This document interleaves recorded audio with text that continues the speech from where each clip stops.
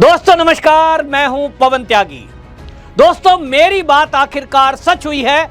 जो मैंने आपको बंगाल में बहरोईपुर का जो कांड था उसमें आपको याद होगा 2 दिन पहले मैंने कहा था शुभेंदु अधिकारी अब योगी आदित्यनाथ के मोड़ में आपको दिखाई देंगे। योगी आदित्यनाथ का गमछा आखिरकार कमाल कर रहा है।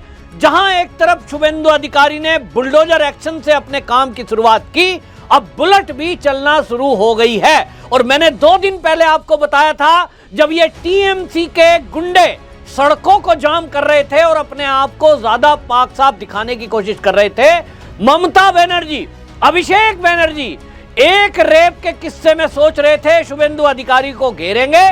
पूरी तरह एक्सपोज हो गए कि किस तरह से मॉब लिंचिंग हुई और एक निर्दोष व्यक्ति को पीट पीट कर मार डाला। यह भी बंगाल ने पहली बार देखा। बंगाल में हिंसाएं हुई हैं, हत्याएं हुई हैं, घरों को जलाया गया है, लेकिन मॉब लिंचिंग, पब्लिक के द्वारा पीट पीट कर एक निर्दोष को मारना, यह पहली बार हुआ।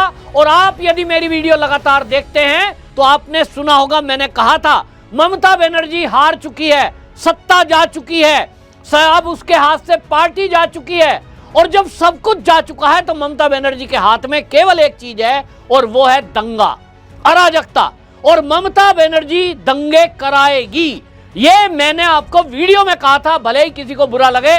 मैंने कहा था शुभेंदु अधिकारी जी आप सतर्क रहिए, मेरे सोर्सेज बता रहे हैं कि ममता बनर्जी हर मुद्दे पर सड़कों पे कार्यकर्ताओं को उतारेगी। और कार्यकर्ता इसके कौन बचे हैं? वो कार्यकर्ता के रूप में केवल इस ममता बनर्जी के, अभिषेक बनर्जी के साथ हैं जो कभी यहां घुसपैठिए आए थे।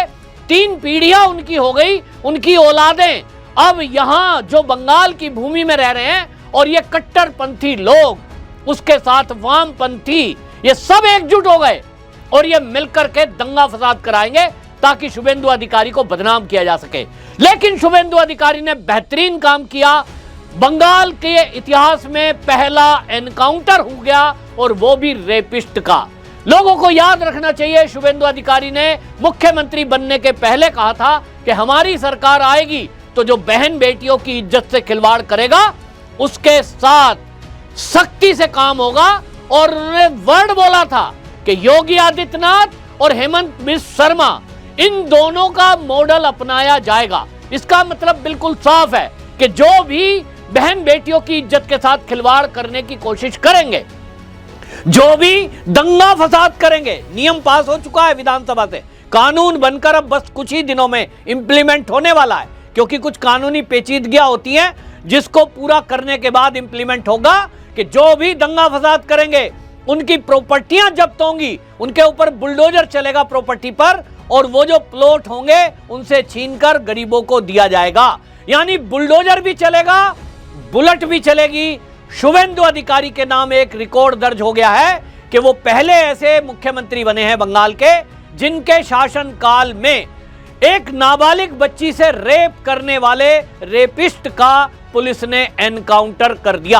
आपको बता दूं ये जो घटना है ये 4-5 जुलाई के रात की है और इसमें एक छोटी बच्ची 12 साल की कक्षा 4 में पढ़ती थी, उसके साथ रेप और उसकी हत्या करके बाद में तालाब में उसकी डेड बॉडी को फेंक दिया। और यहां पुलिस ने तत्काल एक्शन लिया। पुलिस में खबर गई कि लड़की गायब है। पुलिस ने खोज खबर शुरू की तो पता चला, और जो पता चला वो जब खोज खबर हो रही थी तो तालाब में जो व्यक्ति खोजने के लिए गांव के लोग थे, अपराधियों ने बता दिया। किसके साथ देखी गई? एक सहेली के जन्मदिन के लिए गिफ्ट लेने गई थी। किसने उनको पकड़ा देखा, गांव में पता लग गया। और जब गांव वालों ने पकड़कर पूछा तो उन्होंने बता दिया तालाब के अंदर डेड बॉडी पड़ी है। जिस व्यक्ति की मॉब लिंचिंग की गई उसका भाजपा से कोई लेना देना नहीं है। हाँ, भाजपा समर्थक जरूर हो सकता है। वो जो इंद्रजीत मंडल था वो बेकसूर था, यह मुख्यमंत्री ने खुद कहा पुलिस की रिपोर्ट के बाद।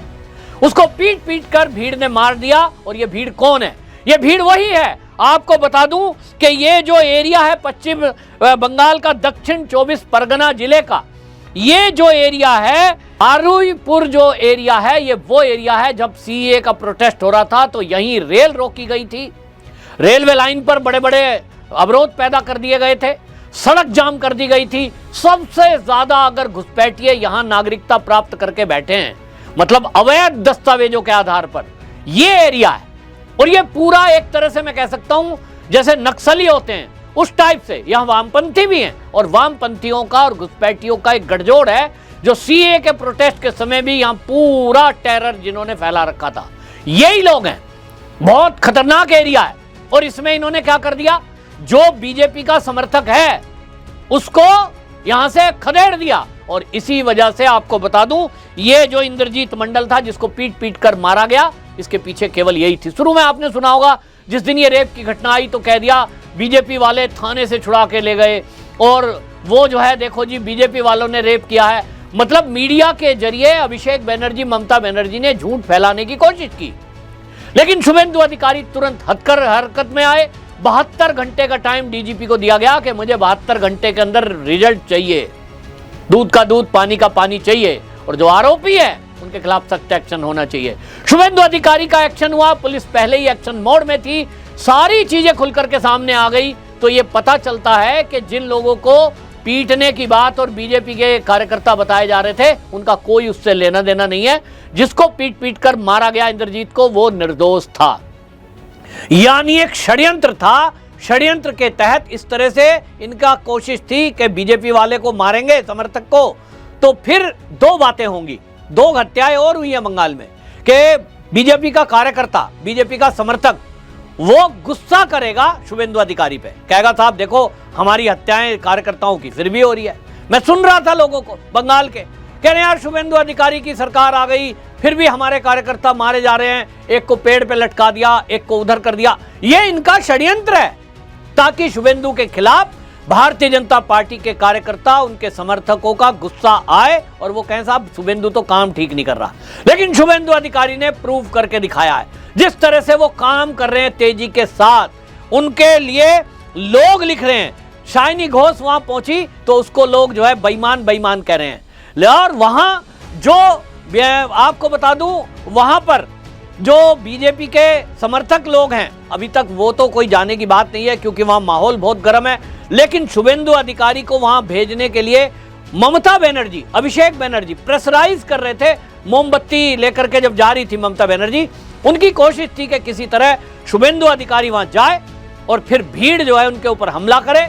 फिर जो उनके सुरक्षा गार्ड हैं वो क्योंकि गोली चलाएंगे सुरक्षा में, और वो एक पूरे बंगाल को जलाने का एक षड्यंत्र सफल हो जाए। एक षड्यंत्र था। और इसलिए शुभेंदु ने बयानबाजी के अलावा, बयानबाजी के बजाय काम करके दिखाया है। इतनी तेजी से काम हुआ है जैसा योगी आदित्यनाथ करते हैं। तो ये आपको बता दूं, मैंने आपको पहले ही कहा था योगी आदित्यनाथ के पदचिन्हों पर चलते हुए ये एक्शन अब शुरू हो चुका है। और अब आप देखेंगे बंगाल के अंदर कोई भी गुंडागर्दी करेगा उसके ऊपर बुलेट एक्शन भी होगा और उसके घर पर बुलडोजर एक्शन भी होगा। आपको यहां बता दूं, लोग लिख रहे हैं। और ये जो ममता बनर्जी का पहले प्रवक्ता रहा है रिजू दत्ता, वो भी इसकी तारीफ कर रहा है। वो कह रहे हैं कि साहब इतना इस तरह से जो तेजी से काम हुआ है और ये देखिए बदमाश को मार गिराया।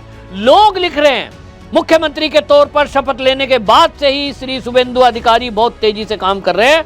भारत के लोगों ने पहले कभी किसी मुख्यमंत्री को इतनी तेजी से काम करते नहीं देखा। ऐसा लगता है कि शुभेंदु बाबू अपने काम में फीफा वर्ल्ड कप के गोल्डन बूट के दावेदारों से भी ज्यादा तेज हैं। वो सिर्फ बात से नहीं बल्कि अपने कामों से पूरे पश्चिम बंगाल के लोगों का दिल जीत रहे हैं। हर वर्ग के लोग, चाहे वो किसी भी पार्टी, जाति या धर्म से जुड़े हों, शुभेंदु बाबू को अपना समर्थन दे रहे हैं। ये लोगों की भावना है जो उन्होंने करके दिखाया है। आपकी इस पर क्या राय है कमेंट जरूर करिए। और मैं आपको बता रहा हूं कि चैनल में हम आपको QR कोड नहीं देते कि साहब इस पे पैसे भेज दीजिए। नहीं, आपका मुझे प्यार, आपका समर्थन चाहिए, क्योंकि हम अपने चैनल पर वो खबर दिखाते हैं जो बाकी चैनलों पर आपको नहीं मिलेगा। हम किंतु परंतु नहीं करते, प्योर आपको जानकारी देता हूं। और वो जानकारी भी जो कल होने वाली घटनाएं हैं, यानी जो सोर्सेज हैं, उसके लिए मेहनत करते हैं। बंगाल में अगर बंगाल की खबर चाहिए तो वहां जमीन पर हमारा कोई रिपोर्टर होगा, उसके इनपुट्स लेकर हम आपको देते हैं। और इसीलिए मैं आपको 2 दिन, 4 दिन, 6 दिन बाद होने वाली घटना को एडवांस में बता पाता हूं।